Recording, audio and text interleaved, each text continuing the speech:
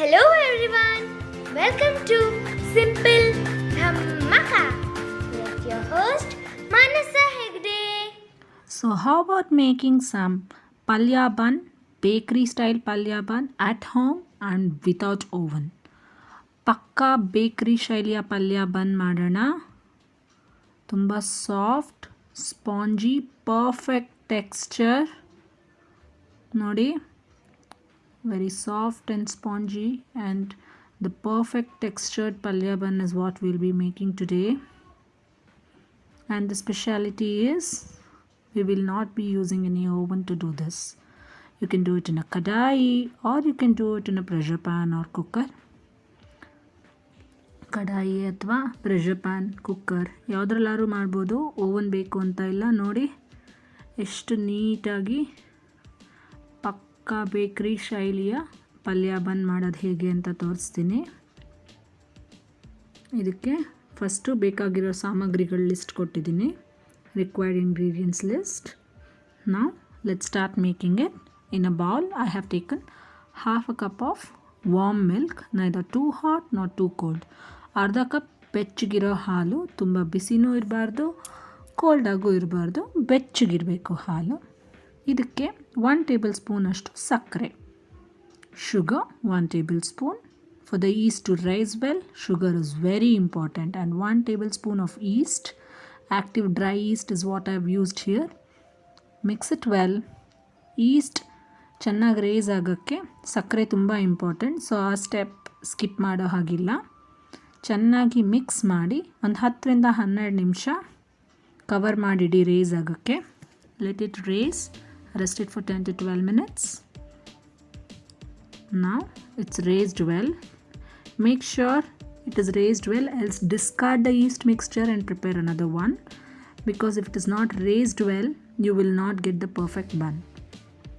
East ಈ ಥರ ಚೆನ್ನಾಗಿ ರೇಸ್ ಆಗಿರಬೇಕು, ಇಲ್ಲ ಅಂದರೆ ಅದನ್ನು ಬಿಸಾಕಿ ಇನ್ನೊಂದು ಮಾಡ್ಕೊಳ್ಳಿ. ಈ ಥರನೇ ರೆಡಿ ಆಗಬೇಕು, ಇಲ್ಲ ಅಂದರೆ ಬನ್ ಚೆನ್ನಾಗಿ ಬರೋದಿಲ್ಲ, ಚೆನ್ನಾಗಿ ಈಸ್ಟ್ ರೇಸ್ ಆಗಿಲ್ಲ ಅಂದರೆ. ಈಗ ಇದಕ್ಕೆ 2 cup maida, 2 cups of maida, whole wheat flour or self raising flour, however you call it. Now salt, ಉಪ್ಪು. Mix all these well. ಚೆನ್ನಾಗಿ ಎಲ್ಲದನ್ನು ಕಲಿಸ್ಕೊಳ್ಳಿ. ಆಮೇಲೆ ಸ್ವಲ್ಪನೇ ಹಾಲು ಸೇರಿಸ್ತಾ, ಇವಾಗ ಬೆಚ್ಚಗಿನ ಹಾಲೇ ಹಾಕೋದು ನಾನು. Add little lukewarm only, lukewarm milk, and gradually knead the dough. Let the dough be soft, not too hard, but kneading well is really important. ಈ ಥರ ಹಿಟ್ಟು ಕಲಿಸ್ಕೋಬೇಕು. ಹಿಟ್ಟು ಸಾಫ್ಟಾಗಿರಲಿ, ಗಟ್ಟಿಯಾಗಿ ಬೇಡ. ಇದರಲ್ಲಿ ಹಿಟ್ಟು ನಾದೋದು ತುಂಬ ಇಂಪಾರ್ಟೆಂಟ್. ಎಷ್ಟು ಚೆನ್ನಾಗಿ ನಾದ್ತಿರೋ ಅಷ್ಟು ಚೆನ್ನಾಗಿ ನಮ್ಮ ಬನ್ ಬರುತ್ತೆ. ಸೊ ಈ ಥರ ಎಳೆದು ಮತ್ತೆ ತಗೊಂಡು ಜೋಡಿಸಿ ನಾದಬೇಕು. Stretch it and close it, stretch it and close it. Add 1 spoon of oil if you want, if you feel your hand is sticking a lot. ಸ್ವಲ್ಪ ಎಣ್ಣೆ ಸವರ್ಕೊಳ್ಳಿ, ತುಂಬ ಸ್ಟಿಕ್ಕಿ ಅನಿಸಿದ್ರೆ. ಎಷ್ಟು ಚೆನ್ನಾಗಿ ಇದನ್ನು ನಾದ್ತೀವೋ ಮಿನಿಮಮ್ 10-12 ನಿಮಿಷ ನಾದಬೇಕು, ಅಂದ್ರೇ ಬನ್ ಚೆನ್ನಾಗಿ ಬರೋದು. Need it for a minimum of 10 to 12 minutes. Need it really well. Your needing gives good results. So ಇವಾಗ ಒಂದು ಬೌಲ್ಗೆ ಎಣ್ಣೆ ಸವರಿ, ಹಿಟ್ಟಿಗೂ ಒಂಚೂರು ಎಣ್ಣೆ ಸವರಿ 90 ನಿಮಿಷ ರೆಸ್ಟ್ ಮಾಡೋಕ್ಕೆ ಬಿಡೋಣ. Apply oil and rest it for around 90 minutes. Keep it covered. In the meanwhile, let us make the stuffing ready. ಪಲ್ಯ ತಯಾರಿ ಮಾಡ್ಕೊಳ್ಳೋಣ. ಆಯಿಲ್, ಮಸ್ಟರ್ಡ್ ಸೀಡ್ಸ್, ಎಣ್ಣೆ, ಸಾಸಿವೆ, ಕಡಲೆಬೇಳೆ, Bengal gram, cumin, jeera or jeerige. ನಾನಿಲ್ಲಿ ಕ್ವಾಂಟಿಟಿ ಕರೆಕ್ಟಾಗಿ ಮೆನ್ಷನ್ ಮಾಡಿಲ್ಲ, ಯಾಕೆಂದರೆ ಪಲ್ಯ ಬೇರೆದಕ್ಕೂ ಮಾಡ್ಕೋಬೋದು, ಇದಕ್ಕೆ ಎಷ್ಟು ಬೇಕಾದ್ರೂ ಮಾಡ್ಕೋಬೋದು. ಕರಿ ಲೀವ್ಸ್, ಕರಿಬೇವು, ಹಸಿಮೆಣಸು, ಗ್ರೀನ್ ಚಿಲ್ಲಿ,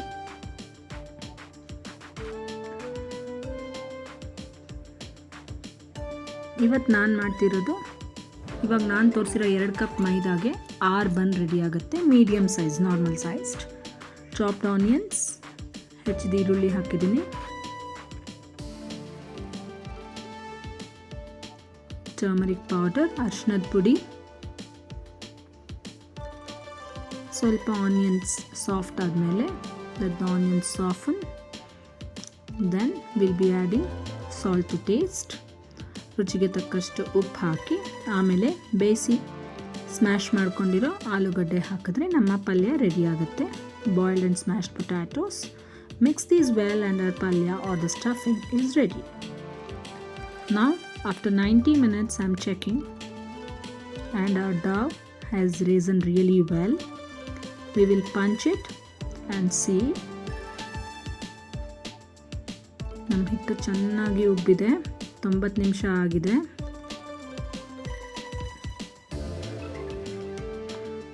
ಮುಷ್ಟಿ ಕೊಟ್ಟು ನೋಡಿದಾಗ ಗೊತ್ತಾಗುತ್ತೆ. ಇವಾಗ ಸಾಫ್ಟ್ ಆಗೇನೆ ಹಿಟ್ಟನ್ನ ಕಲಿಸ್ಕೊಳ್ಳಿ.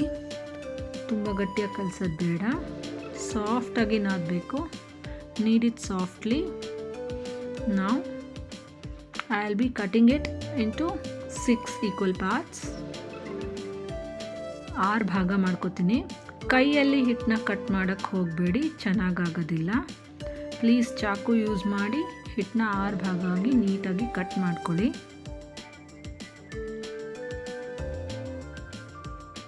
Please do not do it with hands. Use the knife. Then roll these into balls.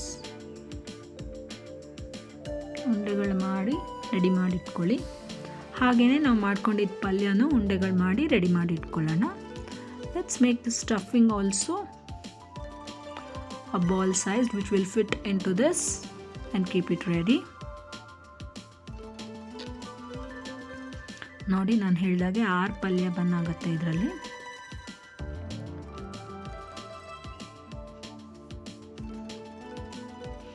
Now I'll be stuffing this and sealing it.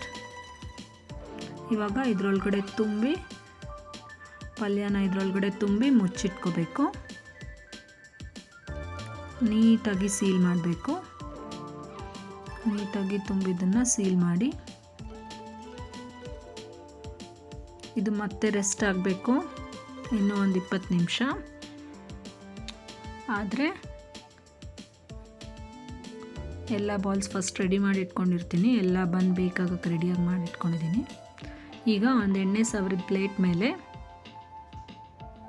On a greased plate I have kept my buns and resting it for another 15 to 20 minutes. In the meanwhile, let me preheat my apparatus whichever I am using. Here I have taken a kadai and just kept a stand or a plate on it and cover it with a plate for preheating. I am giving a milk wash to my buns. ಹಾಲು ಸವರ್ತಾ ಇದ್ದೀನಿ ಬನ್ಗಳಿಗೆ. ಕಡಾಯಿಲಿ plate ಇಟ್ಟು ಸ್ವಲ್ಪ ಕಾಯಕ್ಕೆ ಇಟ್ಕೊಂಡ್ರೆ pre heating ಆ್ಯಪರೇಟಸ್ ರೆಡಿಯಾಗಿರುತ್ತೆ. ನಮ್ಮ pre heating oven ರೆಡಿಯಾಗಿದೆ. Oven ಇಲ್ಲದೇ oven ಮನೇಲಿ ಮಾಡ್ಕೊಂಡಿದ್ದೀವಿ ನಾವು. ಕಡಾಯಲ್ಲಿ ಇಟ್ಟರೂ ಆಗುತ್ತೆ, ಕುಕ್ಕರ್ ವಿಜಿಲ್ಲು ಆಮೇಲೆ ಗ್ಯಾಸ್ಕೆಟ್ ತೆಗೆದು ಮಾಡಿದ್ರೂ ಆಗುತ್ತೆ. Remove the whistle and gasket of the cooker and make one more oven setup ready at home. See, kept it in a kadai and covered it. Now for the rest of the 3 buns I am using this cooker. This is my old cooker. I have used this only for baking like this. Sandu, uppu enu beda. Keep the greased plate with the milk washed buns. ಚೆನ್ನಾಗಿ race ಆಗಿದೆ bun. ಹಾಲು ಹಚ್ಚಿ ಸವರಿ ಮುಚ್ಚಿಡಿ 15ರಿಂದ 20 ನಿಮಿಷ. ಒಂದು 18 ನಿಮಿಷ ಆಗೋ ಅಷ್ಟರಲ್ಲಿ ನೀವು ತೆಗೆದು ನೋಡ್ಬೋದು. ಸ್ವಲ್ಪ ಈ ಥರ ಕಲರ್ ಚೇಂಜ್ ಆಗಿರುತ್ತೆ. ತಕ್ಷಣವೇ ಬೆಣ್ಣೆ ಸವರಿ ಒಂದು ಬಟ್ಟೆ ಅಥವಾ ಒಂದು ಪ್ಲೇಟಲ್ಲಿ ಮುಚ್ಚಿಡಿ. Immediately apply butter and you can see the colour changing the moment you apply butter and keep it covered. Please don't forget to keep it covered because the buns might become really hard if you don't keep it covered after baking. ಬೆಣ್ಣೆ ಸವರಿದ ಮೇಲೆ ಮುಚ್ಚಿಡಲೇಬೇಕು, ಇಲ್ಲಾಂದರೆ ಈ ಥರ soft ಆಗಲ್ಲ. ನೋಡಿ, ಪರ್ಫೆಕ್ಟಾಗಿ soft ಆಗಬೇಕು ಅಂದರೆ ಮುಚ್ಚಿಡಬೇಕು, ಇಲ್ಲಾಂದರೆ ಗಟ್ಟಿ ಆಗಿಬಿಡುತ್ತೆ ಬನ್ನು. ಆಹಾ, ನೋಡೋಕ್ಕೆ ಏನು ಚೆನ್ನಾಗಿದೆ ಅಲ್ವಾ? ತಿನ್ನೋಕ್ಕೂ ಅಷ್ಟೇ ರುಚಿಯಾಗಿರುತ್ತೆ. ಮನೇಲಿ ಮಾಡಿ ನೋಡಿ ಹೇಗಿತ್ತು ಅಂತ ನಂಗೆ ತಿಳಿಸಿ. ಇನ್ಯಾವುದಾದ್ರು ಇದೇ ಥರ ರೆಸಿಪಿ ಕಾಯ್ತಾ ಇದ್ದರೆ ನನಗೆ ಬರೆದು ತಿಳಿಸಿ, ನಾನು ಮಾಡಿ ತೋರಿಸ್ತೇನೆ. Please do try this yummy bakery style ಪಾಲ್ಯ bun and let me know how it was in the comment section below. Like, share, subscribe, and don't forget to press the bell icon. Thank you for watching.